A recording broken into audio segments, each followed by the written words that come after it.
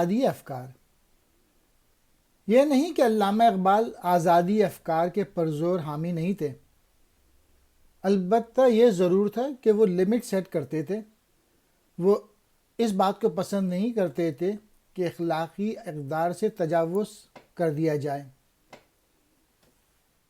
جو دونی فطرت سے نہیں لائق پرواز،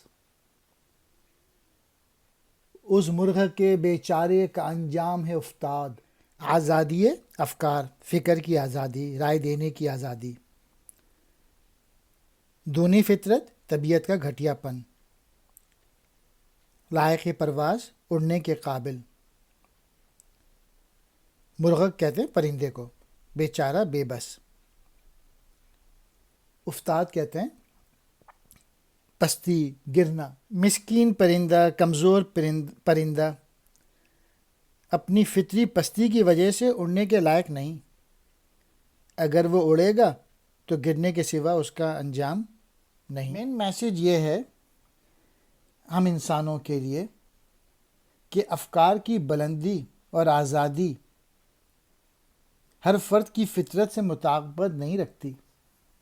ویسٹ میں کچھ ایسی چیزوں کی طرف اجازت ہے جو کہ اسلام نے جس کو منع کیا ہے.